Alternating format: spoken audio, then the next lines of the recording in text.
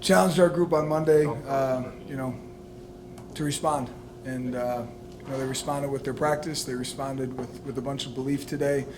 We told everyone that we'd find a lot about ourselves individually and collectively as a team, and we found out a lot today. We found out that we got a gritty group that will continue to battle for one another. All three phases showed up in some really positive ways, and I think we also found out that there's still a lot of needed improvement, and what a great opportunity for that needed improvement going into the bye week. Transitioning into the fourth quarter of our regular season. Okay, Coach, 112 super yards for Joe Ryan, 2 touchdowns in that game there. How would you evaluate this performance on there? Explosive, Joe's a playmaker. His consistency has been incredible. His willingness to lean into some of the things that, more necessarily strengths of his to become a more well-rounded football player continues to show up. He's such a huge asset for our offense, asset on special teams, and unfazed under the brightest of lights. And you saw that today. Charlie, Coach, were you surprised by Purdue's decision not to kick the field goal in overtime? I was, but I also tip my hat to Ryan, playing to win and being aggressive. Was surprised, yes, but tip my hat to him. Coach, this is the second straight week of Derek Johnson with sports playing penalty. Proud of your teams and their discipline. What has been your message to him, and why don't you think that's going on? Yeah, to be honest with you, I did not see what happened today. So when I find out what happened, that will be very directly addressed. It's been addressed with our football team, and we need to continue to make sure that message is clearly understood. We need to be a more disciplined football team in the most critical moments and need to mature. It's a race to maturity. Again, I can't comment on it right now. I'm not really sure what happened, but can't afford anything like that at all.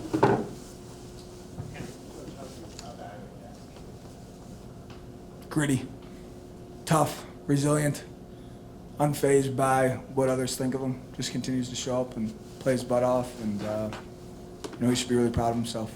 Really proud of the guys around him too. We challenged the group. This coming off a couple tough weeks. It's not about pointing fingers and saying, "Here's our issue. Here's our issue." It's about what are we doing collectively just to get in this thing together and go battle for one another. Proud of Jack and proud of everyone that battled their butts off to support him today. Charlie, Coach, twice Purdue gets inside the 10-yard line. You guys force them to kick the field goal. How important is that mental philosophy? It's huge. It's huge. There was some frustration today. They certainly had some success there in the 2-minute. Threw the ball much more than we anticipated, and there was some frustration at times throughout the game in terms of their success they found in the passing game and getting pressure at times in those needed scenarios. But we say it all the time. Threes won't get us beat. If people are able to move the ball down in the tight zone, but we force them to kick field goals, we're going to give ourselves a chance to win games in the fourth quarter. Coach, what led the decision to give Ryan Lewinsky number snaps at quarterback today? At the end of the day, Ryan can push the ball down the field. Has incredible arm talent. Has shown some impressive things there late in the Iowa game. And as much as I'm really excited about Jack Lausch's performance today, Jack's skill set is just very different than Ryan's. And getting the run game established today was absolutely critical to our success. But in situations where we maybe feel like we're not able to get on schedule and we're going to have to utilize a little bit more drop back, Ryan Helinski's skill set is something that we got to be willing to tap into. As a follow-up to that, you say that you value Ryan's ability to push the ball down the field, and that aspect, his 2 long passes today, the Hail Mary didn't make it to the end zone, the other one was interception. So now, where in your evaluation do you see the positives to put it in the game, and was that a game-time decision to replace Jack, or was that decided heading into the game? That was heading into the game. Just finding a way to give this offense a spark and find a way to put ourselves in a situation to win. And I thought the preparation by both those guys was great. We had a detailed plan on how we were going to utilize it.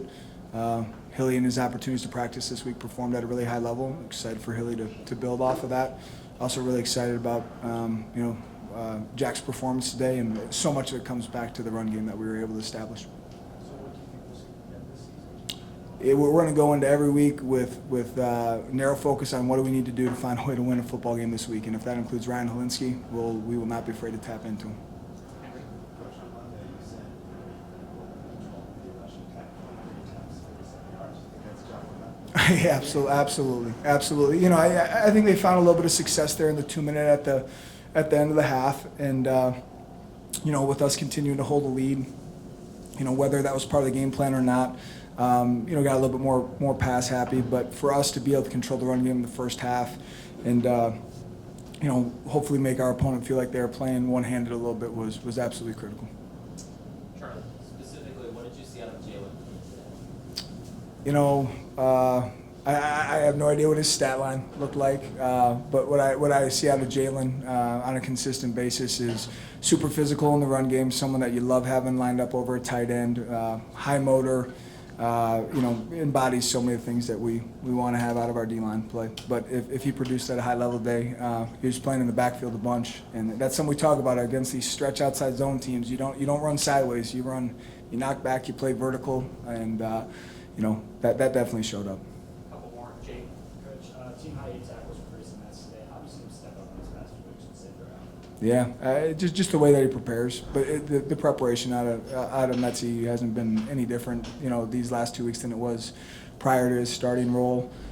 Consistency in practice, a willingness to be coached hard. You know, Tim McGargle, incredible coach, coaches those guys hard, demands a lot out of them, but that guy has stayed ready and you know, dinged up last week and found a way to get back into practice and get rolling by Wednesday, and that dude is. Just, you know, I told the team, I love showing up every day and going to work with this group. My confidence and belief in them is unwavering.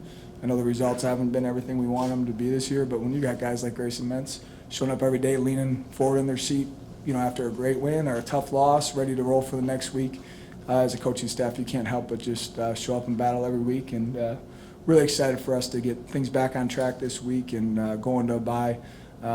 You know, feeling like we got some things to chase after here in the fourth quarter of the season.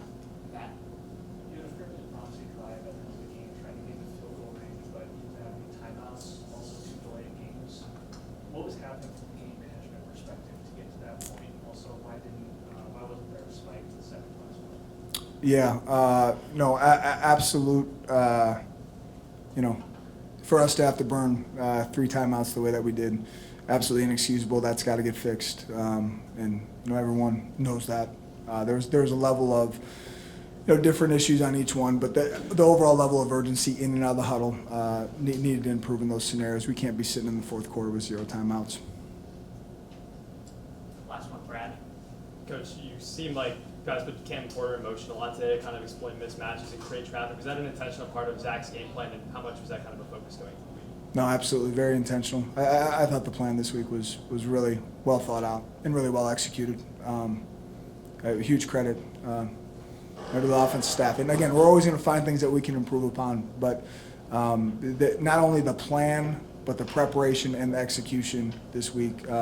Huge credit to our players, huge credit to our offensive staff. Thanks, Coach. All right, thanks, everyone. On my right, Joe Hyman. On my left, Cam Porter. We'll go right into questions. Make sure you direct your question to Joe and Cam. Yeah, Jake.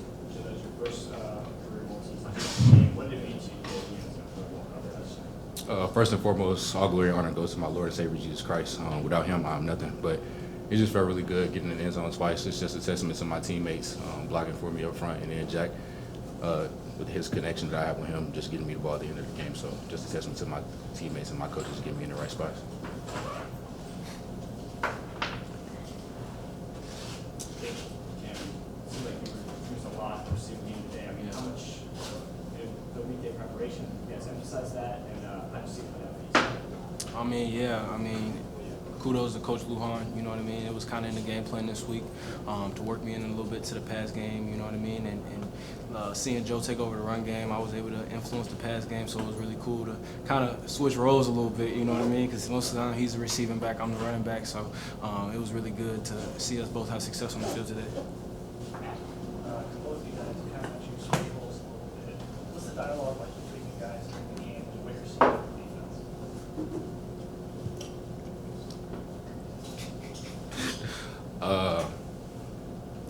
You know, we communicate what we see out there every job when we come off the field. You know, just we're looking at the iPads and what we're seeing, and then we just have to stay ready when the opportunity comes.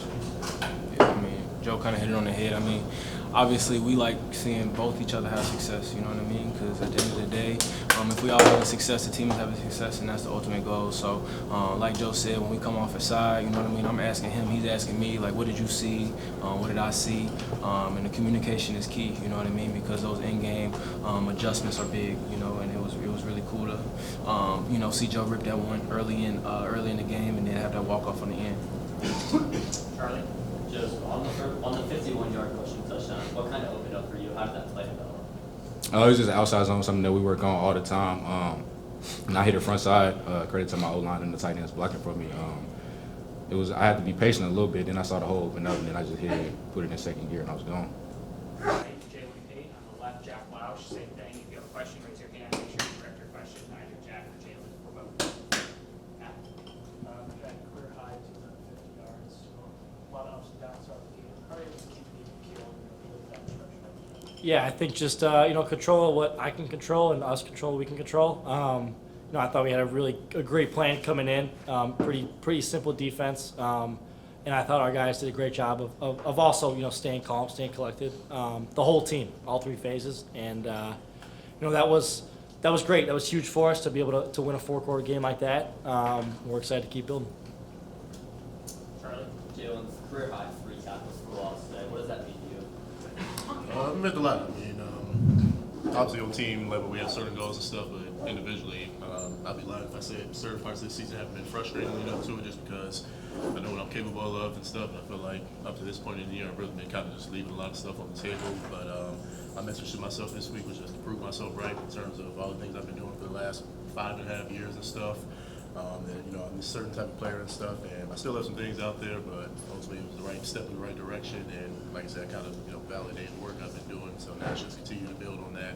And I can use that to, like I said, inspire and make my teammates continue to play at a higher level too. So. Jack, storied history between Northwestern and Purdue, playing each other since East West Lafayette. What's it like coming into West Lafayette? It was awesome. I mean, I thought it was a pretty electric atmosphere today. Pretty sold out crowd. It was pretty sweet. Obviously, these two teams know each other. And it's usually a really good game, and to play in this game was awesome. And it was a pretty awesome atmosphere. This is why you do it. Jack, the team went out of timeouts early in the 4th quarter, and as well. What was the disconnect getting plays? Yeah, I think just being a little more urgent, and that starts with me. It'll be interesting to go back and look at it, but that just comes down to me being more urgent, getting us in the huddle, out of the huddle, and just commanding the whole deal. So it starts with me. You guys held up just one second question. What do you see with these matches and see that? Sorry, you said what? What do you see working for you guys I think it's just really just the consistency on every single play. I mean, one of the big things that we talked about last week with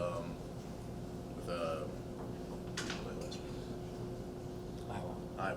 Jesus Christ.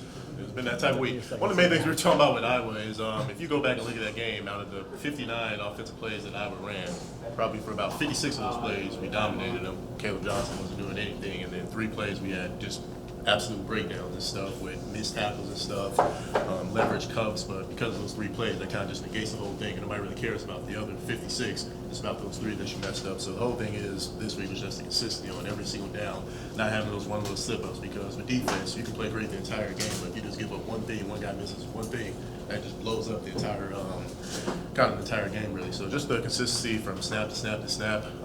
Obviously, we did a great job against the run, which we know is a strength, and then I know they racked up a lot of yards passing, but one thing that Coach McGarvey always talks about is yards don't win games, and the main thing is when we got to the red zone, being able to blow up, pushing the field goals. We always say field goals won't get us beat, so I think that was just the main thing. Jack, the Purdue offense got within the 10-yard line twice, and they were forced to kick field goals. How much stress does that take you guys off your offense when your defense able to get stops like that? Oh, that's huge. I mean, piggybacking on what Jaylen said, Coach Braun always says threes don't get us beat, and for them to come up with some huge stops that's everything for us. And that's why you play complimentary football, and that was an awesome job by them. You're wearing our wristband for Ryan's charity. He was in there for a drive for you. What was your conversation like with him? What's your bond like in the situation with the staff on the look at those? Yeah, it's been. He's one of my best friends here. He's been ever since I've gotten here. He's been the best teammate to me, the best friend to me. He showed me a lot about college football and really the ropes with that. And it was really just let's go win the game. Let's go score points. Regardless of how we do that, and let's just go watch this team win. And it was a great week, and he was great. He's been great the whole time. What did you see develop in that welcome to the center? Yeah, that was a play. We'd run that 2 or 3 times before, earlier in the game, and it was really just one of those two guys was going to take him man to man, and I thought, and no one ended up taking him obviously, but it was I thought we had a lot of space, a lot of room for it, and pre-snap it was pretty clean. Like we might have this for a touchdown. All right, thanks guys. Thank you guys. Thanks everyone.